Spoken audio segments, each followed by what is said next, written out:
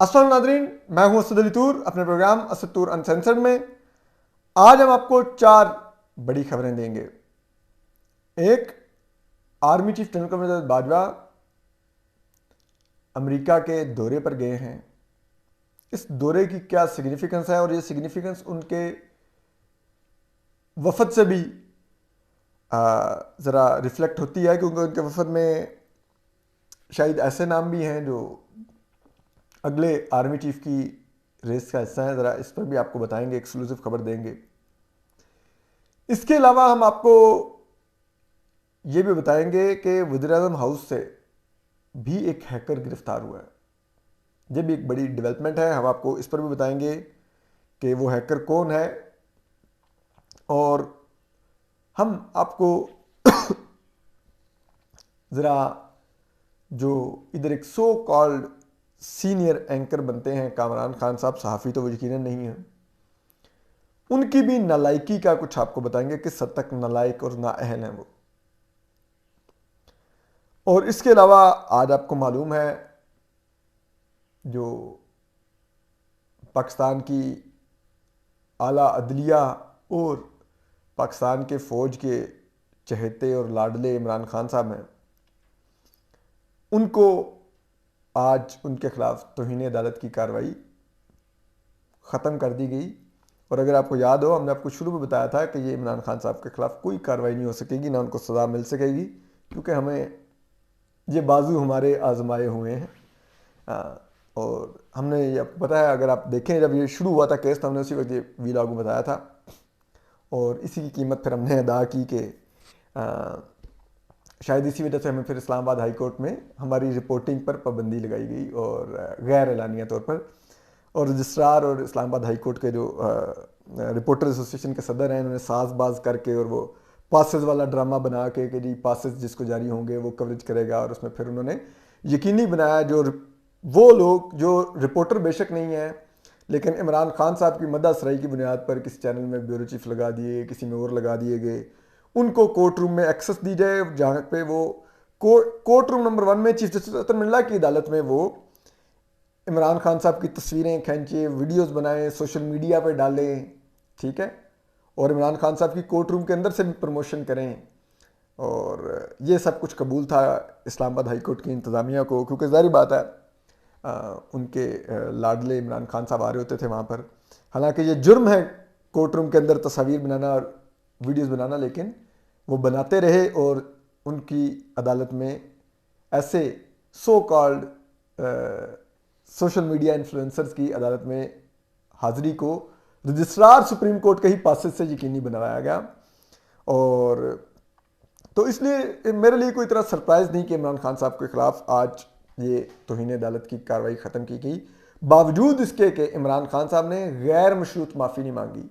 ये भी पाकिस्तान की अदालती तारीख का शायद वाहिद वाक़या होगा जहाँ पे तौहीन अदालत का मुलजिम गैर मशरूत माफ़ी ना मांगे लेकिन फिर भी उसके खिलाफ तौहीन अदालत की कार्रवाई ख़त्म की जाए।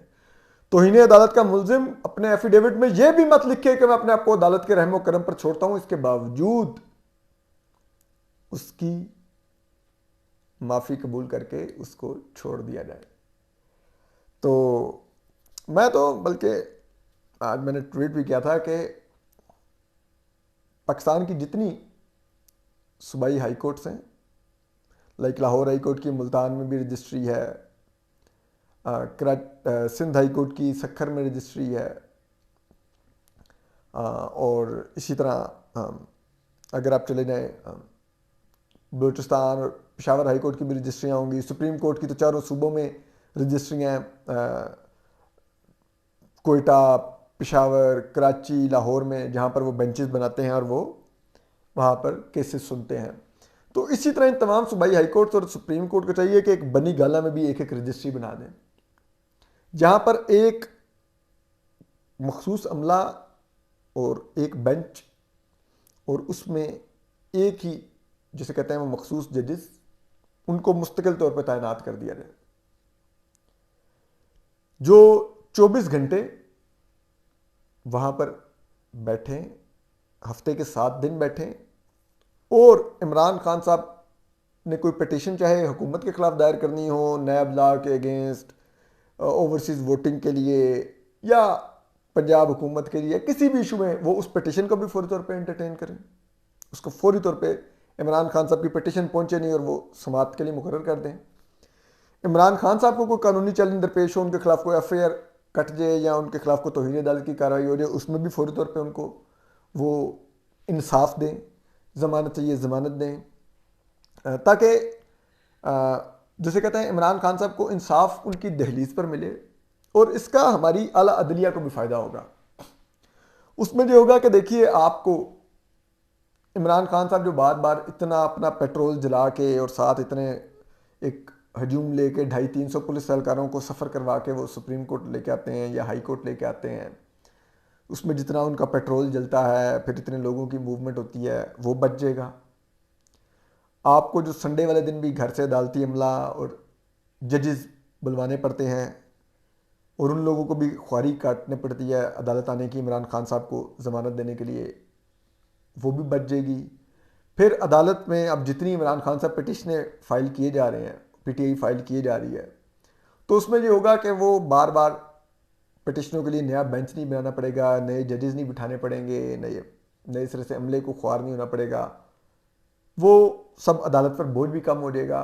फिर रोज़ जो अदालत के बारे में बात होगी कि सुप्रीम कोर्ट देखो ये कर रही है, हाई कोर्ट ये कर रही है, वो बात नहीं होगी। सबको पता होगा कि बनी गाला रजिस्ट्री में इमरान खान साहब को का केस सुना जा रहा है, वहीं पे सब कुछ हो रहा है और वो करते रहे, बजाय इसके कि आप पूरा एक इंतज़ाम करें, रजिस्ट्रार इस्लामाबाद पूरे इस्लामाबाद हाई कोर्ट के इर्द गिर्द की सड़कें बंद करवा दे, दुकानें बंद करवा के लोगों को भूखा, जो गरीब वहाँ पे रोज़गार हासिल करते हैं उनको भूखा रात को सोने पर मजबूर करेगा। उनका लाडला इमरान खान जिसे कहते हैं प्रोटोकॉल के साथ आया, उसको रास्ते में कोई रुकावट ना हो इस्लामाबाद हाई कोर्ट तक, तो उससे बेहतर नहीं है कि वो ऐसी रुकावटों से भी बच जाएंगे। लोग वहाँ पे चुप करके अपना जो कारोबार करते हैं इस्लामाबाद हाई कोर्ट के साथ दुकानों में अपना कारोबार करेंगे, ठीक है ना। कोई रजिस्ट्रार इस्लामाबाद के बारे में बात होगी, बल्कि रजिस्ट्रार इस्लामाबाद हाई कोर्ट को उस रजिस्ट्री में लगा दें जो बनी गाला रजिस्ट्री बनाई जाए, क्योंकि वो मतलब जो काम Shahbaz Gill chief of staff के तौर पे कर रहे थे इमरान खान साहब का, वो काम वो इस्लामाबाद हाई कोर्ट में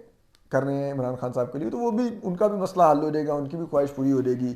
कोई अच्छा रजिस्ट्रार कोई ज़रा इस्लामाबाद हाई कोर्ट में आ जाएगा तो ज़रा हो सकता है सहाफ़ियों पर सेंसरशिप पर पाबंदी लग जाए। और बाकी तो खैर आपके पास ऐसे रिपोर्टर मौजूद हैं जो आपकी सेंसरशिप में सहूलतकारी पूरी करते हैं, तो वो भी ज़रा बचत हो जाएगी और रिसोर्सेज भी मुल्क के बचेंगे। मेरी एक तजवीज़ थी, मैं तो वैसे मामूली सा सहाफ़ी हूँ, मेरी कौन सुनता है, मेरी तो आपको पता कोई से नहीं है। मैं तो जजेस को चैम्बर में मिलने भी नहीं जाता, ना उनके साथ चाय पीता हूँ, ना उनके साथ जो ऑन गोइंग ट्रायल चल रहे होते हैं केसेस वो डिस्कस करता हूँ उनके चैम्बर में बैठ के, और वहाँ से वो मुझे खुद अपनी मर्ज़ी की खबर देते हैं जो मैं बाहर आके करता हूँ। ये तो मैं करता नहीं, तो फिर मेरी इसलिए कोई सुनेगा भी नहीं। तो लेकिन मेरी तजवीज़ थी एक बतौर शहरी एक गुड फेथ में पाकिस्तान की आला अदलिया को। तो अच्छा ज़रा इससे आगे आ जाए। देखिए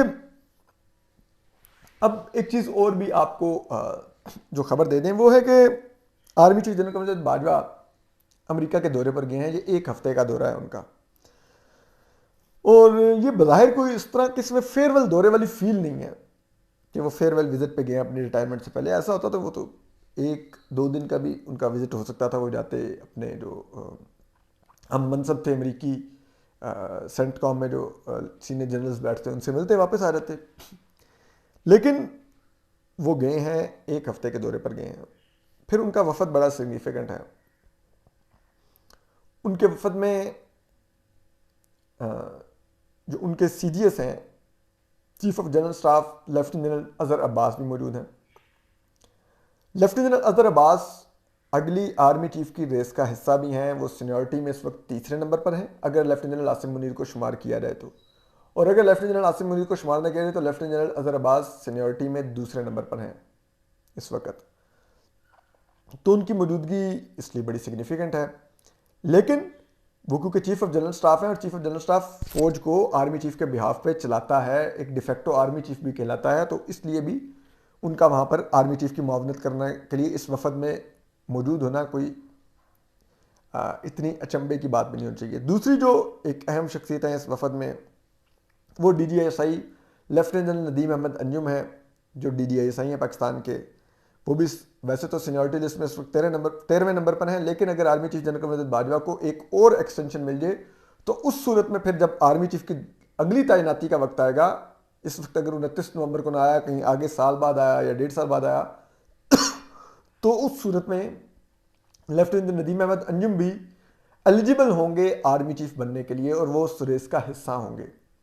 तो उनकी इसलिए भी मौजूदगी बड़ी सिग्निफिकेंट है। लेकिन जो असल सिग्निफिकेंस है इससे ज़ाहिर होता है कि ये दौरा है, क्योंकि इसमें DGMO भी हैं और दीगर फौजी सीनियर हुकाम हैं जो आर्मी चीफ की मुआवनत करेंगे इस तमाम दौरे में, इन मुलाकातों में, जो कि सेंटकॉम और बाइडन इंतज़ामिया से होंगी, अमेरिका के दिफाई हुकाम से होंगी। तो इससे ज़ाहिर होता है कि इस दौरे में ये सिर्फ फेयरवेल विज़िट नहीं है, इसको आपको फेयरवेल विज़िट की नज़र से देखना चाहिए। इसमें फिर इसका मतलब है अफ़गानिस्तान, पाकिस्तान में TTP के हमलों, कश्मीर, इंडिया, अफ़गानिस्तान, ईरान और इस रीजन की चीन और ये तमाम पॉलिसीज़ डिस्कस होंगी पाकिस्तान के फ़ौजी आला हुकाम से, आर्मी चीफ से, और उस पर पॉलिसीज़ कुछ डिस्कस होंगी, डिसाइड होंगी, कुछ मामला तय पाएंगे, कुछ आगे बढ़ेंगे, कुछ फ्यूचर के लिए रास्ते खुलेंगे।